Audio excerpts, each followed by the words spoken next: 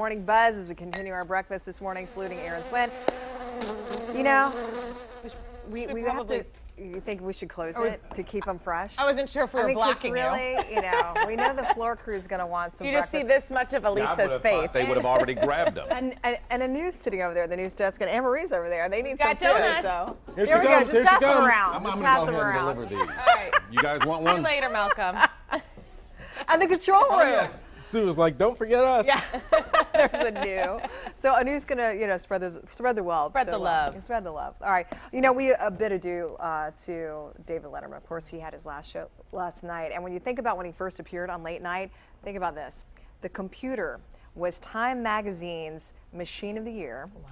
E.T. was the '1 movie at the box office. Michael Jackson's Thriller was released. Again, we're talking about when he first appeared on late night television. Yeah, when he first got his own show. 1982. Show, I had a right. flat top. Yeah. Nice. Yeah. I want pictures And my of that, hairline, by the way. yeah. It was, After 33 years and more than 6,000 shows, the comedian finally signed up for good last night. His late night hosting career started on NBC. It ended last night on CBS. He began his final show by saying, "It's beginning to look like I'm not going to get the Tonight Show." That's, of course, a reference to being passed over as Johnny Carson's successor for Jay Leno. But, the two spent nearly 20 years battling for the title of King of Late Night, and Leno retired last year, Letterman last night, and this entire week has basically been a farewell to the host. A star-studded list of visitors came by the Ed Sullivan Theater to say, to bid him the best. Tom Hanks, Oprah Winfrey, George Clooney, it goes on and on and on.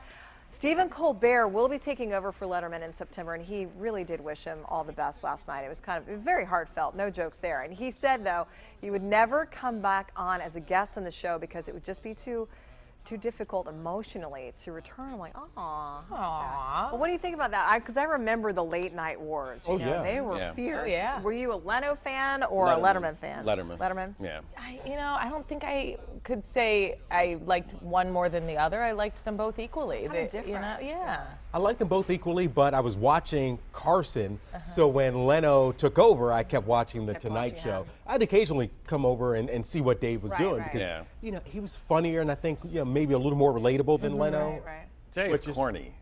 He just, I like Letterman's corny. got some I like corny. irreverence about Sure. him. I He's mean, He's got that dry humor Yeah. sometimes, yeah. it didn't seem canned. Well, I will say I watch Letterman more, but I would flip over like when Jay Leno got Hugh Grant, after the sex scandal, Right, that kind of thing. So I would flip like that, but Okay. All right. Well, it wouldn't be a late show if you didn't have a top 10 list. It was one of Right. the most famous bits. Yeah. If you said a top 10 list, you knew who you were course. talking about, and last night's episode didn't disappoint. But instead of one celebrity reading the list, he had 10. And the subject was fittingly the top 10 things we always wanted to say to David Letterman. Alec Baldwin read number 10 and said, "Of all the talk shows, yours is the most geographically convenient to my home." Number 9 was by Barbara Walters, and she asked, "Did you know you wear the same cologne as Muammar Gaddafi?" that was Very well done. delivered, Well yeah. done. Very Barbara Walters-ish. I know. I like Steve that. Martin had number 8, and he said your extensive plastic surgery wasn't necessary and a mistake. I like that Man. one. And Jerry Seinfeld had number 7. "I have no idea what I'll do when you go off the air. I just thought of something. I'll be fine." Jim Carrey read number 6. He said he told the host that he's always found him to be a bit of an overactor. Jim Carrey saying Jim Carrey this. said that. Yes, of Chris course. Rock read number 5 and said, "I'm glad your show's being given to another white guy." Julia Louise-Dreyfus, she had number 4, and she says, "Thanks for letting me be part of another hugely disappointing series finale." A lot of people talked about that last Seinfeld And episode. then he cut to Jerry Seinfeld, who's Jerry like, "Hey." Seinfeld, yeah. It was funny. Peyton Manning had number 3. "Dave, you are to comedy what I am to comedy." And Tina Fey had the number 2 comment. She said, "Thanks for finally proving that men can be funny." And number 1 was read by Bill Murray, who was also Letterman's first guest. He said, "Dave, I'll never have the money I owe you." Now, which was your favorite? I mean, out of the top 10, I'll tell you, I liked Steve Martin's. Your plastic surgery was Right. extensive, was a necessity and a mistake. I think my favorite was Julia Louis-Dreyfus because they cut away to Jerry Seinfeld. And That was Yeah. good. It was. Yeah. It was hilarious. I liked Chris Rock's too. That was Yeah. pretty funny, giving it to another white guy. Right. Chris Rock comedy there. I know. Yeah, I would, excuse me, I'd have to go with either Chris Rock's or Julia Louis-Dreyfus's, just because of the fact that I watched that final Seinfeld, and it was not a good. disappointment. Yeah, Everybody was like, literally That's it? this? Yeah. This is what you left me with? That was it. yeah. All right. Well, now that David Letterman has retired, we're entering a new era of late night talk shows. And with legends Jay Leno and David Letterman gone, like we were just talking about, the battle for the new king of late night is between Jimmy Kimmel, Jimmy Fallon, and Stephen Colbert. Now, Kimmel debuted when Leno and Letterman had already been in their time slots for more than a decade. But now he's the veteran, if you can believe it or not, having been in late night shows since 2003. Now, Fallon took over The Tonight Show from Jay Leno last year.